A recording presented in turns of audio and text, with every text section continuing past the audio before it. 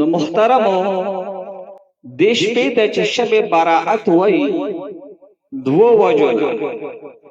براعت بیزاره ته وای د چون کې پدیش په باندې بدبخت د رحمان او مؤمنان د ذلت رسوایی جهنم نه بیزاره وي زکه وته شب براعت وای او امام غزالی سے مکاشفۃ القلوب کې لیکي چې رب کریم چې څنګه مؤمنانو ته دو اختر مقرر کړي عید الاضحى عید الفطر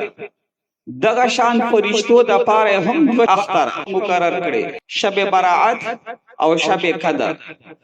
خو انسان د خوراک سکاک د خوب محتاج دی نو د رب کریم د ورځې اختر مقرر کړي او فرشتي خوب نه کوي خوراک سکاک نه کوي 24 غنټې د الله په عبادت کې مشغولي وي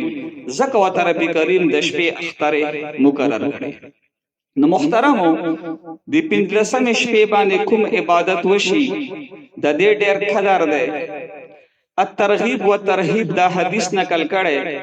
حضرت معاذ ابن جبل رضی الله تعالی عنہ راوی دے شاکھائے نامدار حبیب مختار سید الابرار صلی اللہ علیہ وآلہ وسلم مبارک فرمائی من احیا اللیالی الخمسہ وجبت له الجنہ لیلۃ الترویۃ ولیلۃ عرفۃ ولیلۃ النحر ولیلۃ الفطر ولیلۃ النصف من شعبان کوم کس چې د 15 شپې دا په عبادت کې تیرې کې رونه کې نور د پر جنت واجب شو د لوی اختر اتم شپه د عرفه حج شپه د وړو د لوی اختر شپه د وړو کې اختر شپه او د شب برات د شو قدر 15 شپه دبل حدیث مبارک سنن ابن ماجہ ذکر کړي راوی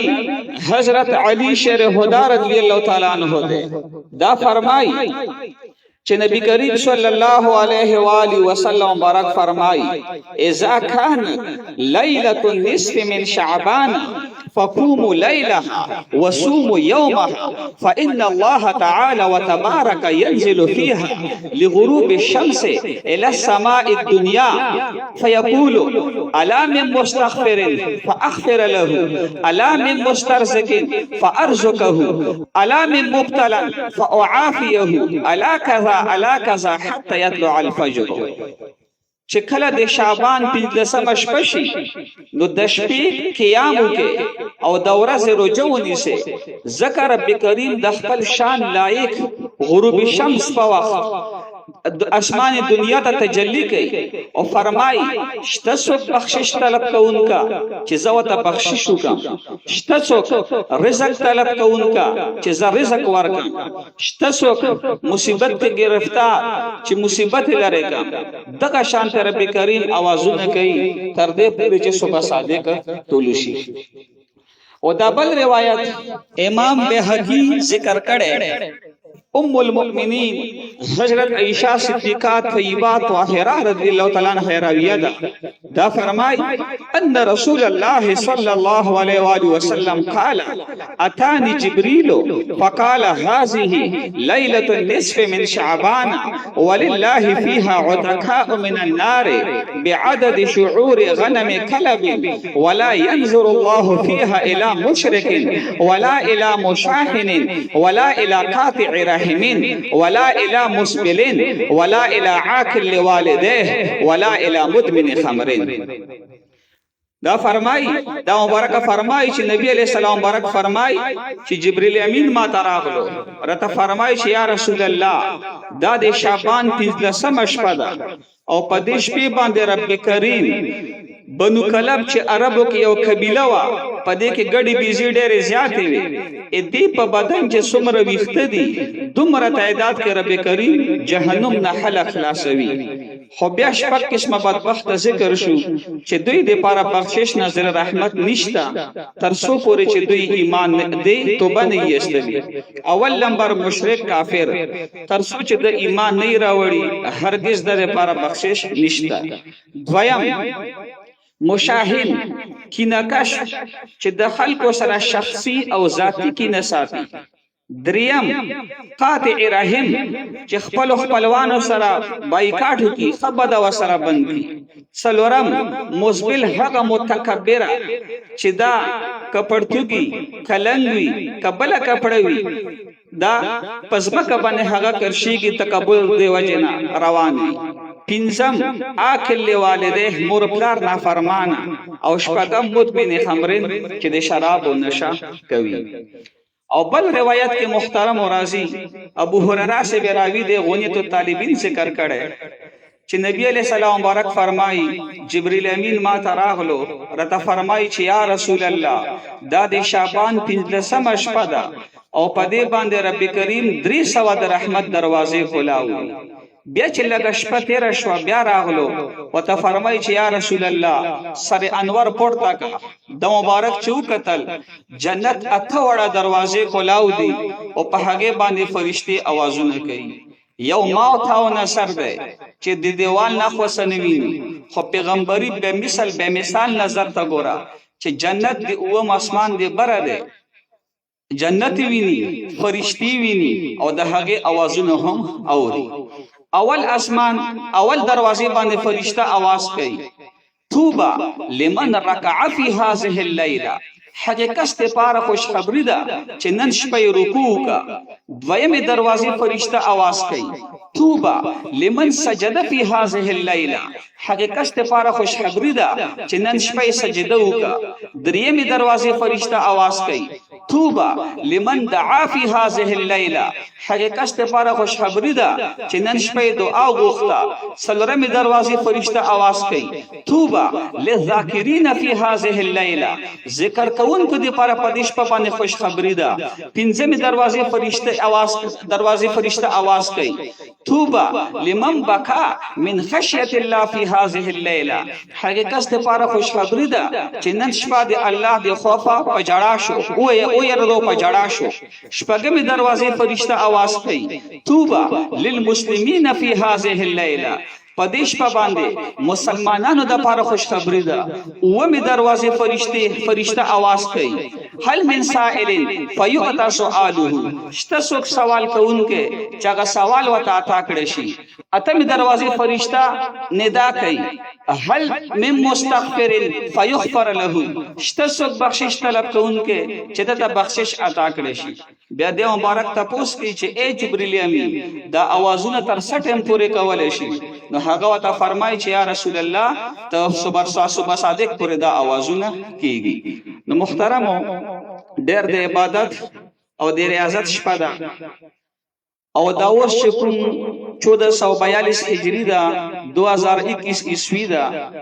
د متفقه که زمونږ د خیبر پختونخوا کمیټې دی حکومت ته متفقه ټولو 29 مارچ د پیر ورځ چې 13 شي کوم د منګل شپه ده دغه شبه برائت ده. نو دا په عبادت کې تیرول پکار ده. فضایل تاسو اوریدو په حدیث کې دومره تیر شو چې شپې قیامو کې او د ورځې روزه ونیسي تفصیل نه ده بیان. خو تفصیل به داسې علماو بیان کړي ده لکه غنیت الطالبین کې امام حسن بصری صاحب نے روایت ته ده فرمایي چې ما 150 صحابهونه اوریدلی چا چې په دیش په 100 رکعات نفل وکړو او هر یو رکعت کې لس پیر سوره اخلاص وي. نو رب کریم وته او یا زلی د رحمت په نظر ګوري او په هر یو نظر کې به او یا حاجات پوره کوي او ادنا پکې مغفرت ده.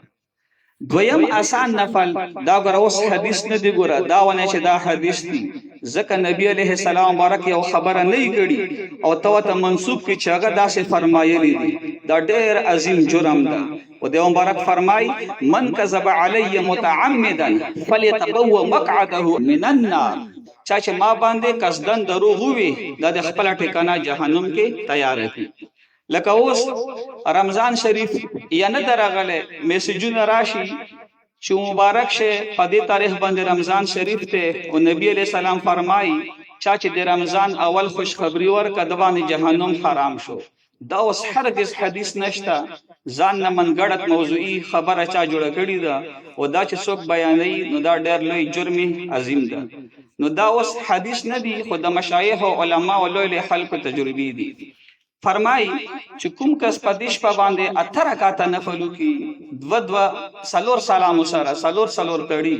او په هر یو رکعت کې لزلی سوره اخلاص وای نو دې کې ډېر برکات دي بل 2 رکعاته هغه کې چې فاتحه وایي یو پر آیت الکرسی او بیا 15 لزلی سوره اخلاص او آیت الکرسی چاته نه یاد سوره اخلاص فار چاته یاد ده نو او بیا سلامو ګرځي سل پیری درود شریف وای نو دا د رزق برکت ته پر ډېر افضل دی بل سلور رکعاته کوم خاص کر حافظانی یا چاته د غلوی سورتونه سو یاد وی سلور رکعاته اول دو کې فاتحه نه پس تبارک الذی سوره ملک وای او اخیری دو کې فاتحه نه پس سوره مزمل وای نو دا د عذاب قبر نه نجات لپاره ډېر افضل دی بل پدیش په باندې صلات او تسبیح کول دا ډېر فضیلت لري بل مانځنه علاوه همدا سي تلاوت سره درې پیری سوره یاسین ویل علماء لیکي چې دې داسې دي چې یو به عمر کې برکت بل پرېزه کې او بل ناګهاني مصیبتونو په امن او امان کې بل او پیری سوره دوحان چې دا سکوي په دیش په باندې علماء لیکي چې رب کریم به او یا حاجات آخرت پوره کی او یا حاجات په دنیا پوره کی سوره قدر دغه شانته منځنه علاوه سوره دوحان د منځنه علاوه ده همدا سي تلاوت وشي دې ډېر برکات دي بل پدیش په باندې غسل کول علماء لیکي چې کوم کس پدیش په غسل وکي رب کریم به پورا کال د مهلک بیماریو نه محفوظ وساتي او بل داسې علماء لیکلي چې دغه بیري او پانی او بو کې واچي جوش ورکې او بیا او به یخي شي په دې باندې څوک علم دي نو دا د سحر جادو اثرات نظر اثرات پریان او غیره اثرات حق مولد پر ډېر مفید دي خو ګره دا وب چې کله یخي شي یو ساده ګل په ګرمو بولم بدل او سوي بیا علماء تخریه کوله نو دا وب چې یخي شي یا دا سيو چې لګ وند وبو کې جوش ورکو په ډېر وبو کې واچوا ټینکې کې واچوا ډرم کې واچوا صدم وب هونه دي پای باندې ساده ولم بیٹور پور اولام دي نو دغه جادو اثرات سحر وغیرہ نظر ټول نو محفوظ مامونی او بل بیا په حدیث کې تیر شو چې د ورځې روزه ونیسه نو دا استحبابي حکم دی کوم کس چې ونیسه نو رب کریم مت ډېر اجر عطا کوي